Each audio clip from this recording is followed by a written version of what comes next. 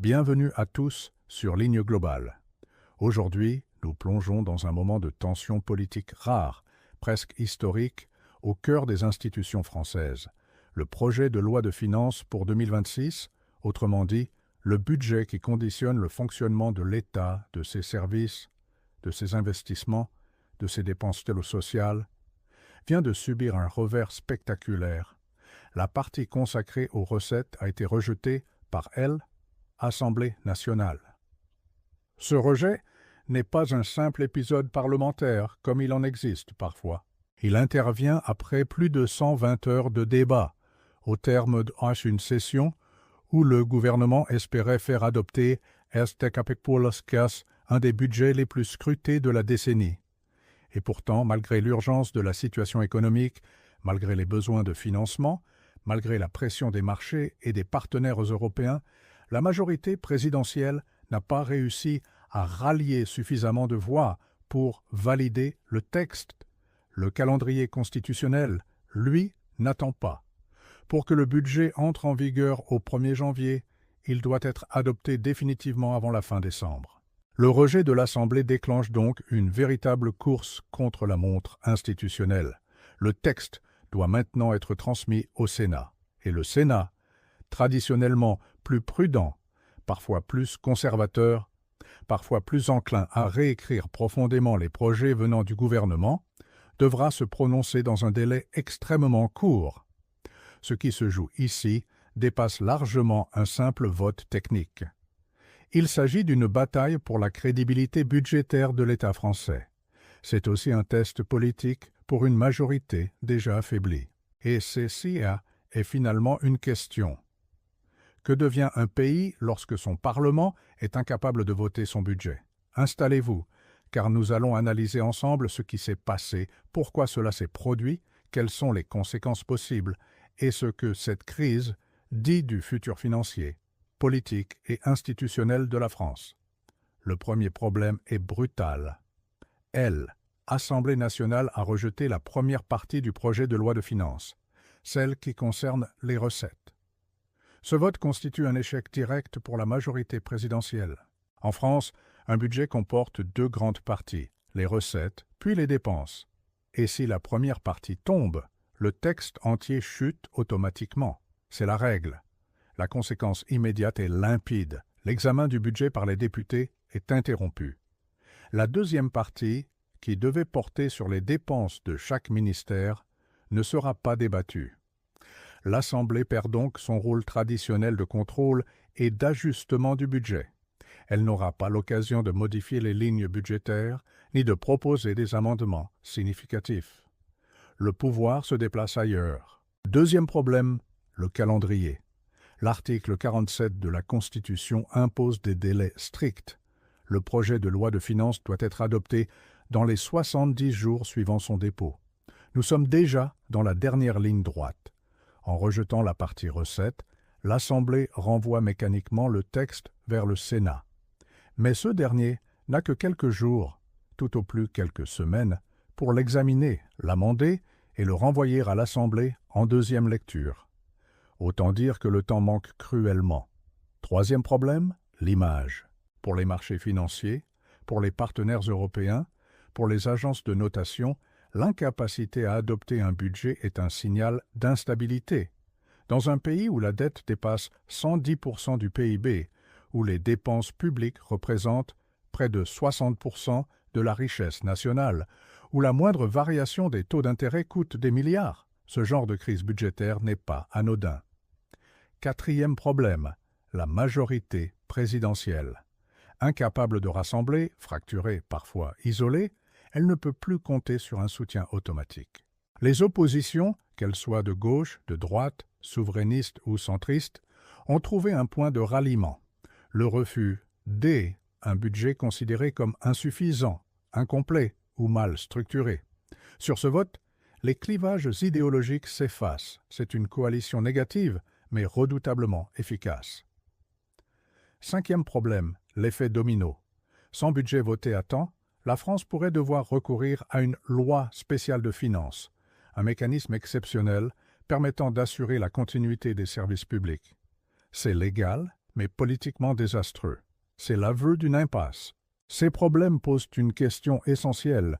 Comment un gouvernement peut-il gouverner sans majorité stable, sans capacité à faire adopter le budget et sans horizon politique clair? C'est là que commence la partie dense de notre analyse.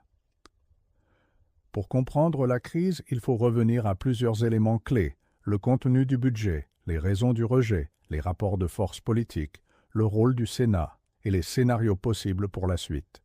Pourquoi la partie recettes a-t-elle été rejetée? Le rejet massif NECTA n'est pas une surprise totale pour ceux qui suivent de près les travaux parlementaires. Plusieurs failles ont été identifiées. 1. Une structure de recettes jugée fragile. Le budget 2026 prévoit des recettes reposant sur une croissance économique optimiste, des économies difficiles à réaliser, des réformes de niche fiscale, des hypothèses que beaucoup de députés jugent peu crédibles. L'opposition accuse le gouvernement d'embellir la trajectoire budgétaire pour respecter les engagements européens. 2. Une majorité dans l'incapacité de maintenir la cohésion. Les députés de la majorité n'étaient-ils pas tous présents? Certains, critiques envers le gouvernement, se sont abstenus. D'autres estimaient que le texte ne répondait pas aux enjeux actuels: inflation persistante, hausse du coût des services publics, pression sur les collectivités, transition écologique. 3. Une accumulation de tensions avec l'ensemble du Parlement. Après un an de débats sous tension, avec des 49.3 répétés, des motions de censure et une fatigue générale dans l'hémicycle, ce rejet est perçu comme un point de rupture. Le rôle crucial du Sénat. Le texte passe donc au Sénat. Et le Sénat n'est pas une simple chambre d'enregistrement. Majoritairement contrôlé par la droite, il se montre souvent plus rigoureux, plus exigeant sur l'équilibre budgétaire et moins tolérant envers les hypothèses économiques optimistes. Il peut réécrire le texte en profondeur, voire adopter une version radicalement différente, avec plus d'économies, moins de dépenses fiscales, plus de rigueur dans la trajectoire de la dette. Il peut également supprimer ou modifier des mesures symboliques, forçant le gouvernement à renégocier. Un calendrier constitutionnel infernal. Le Sénat doit examiner le texte en commission, puis en séance publique, dans un temps très réduit. Dès la fin novembre, les débats s'enchaînent: commission des finances, débats en séance, vote solennel, navette, commission mixte paritaire, retour à l'Assemblée, adoption définitive. Chaque étape est susceptible d'échouer. Le risque, arriver au 31 décembre sans budget voté, scénario possible. Scénario 1, adoption accélérée au Sénat. Le Sénat adopte une version réécrite mais stable, permettant un retour rapide à l'Assemblée. Peu probable, mais techniquement possible. Scénario 2, la CMP échoue. La commission mixte paritaire n'arrive pas à se mettre d'accord. Le texte repart dans une navette interminable.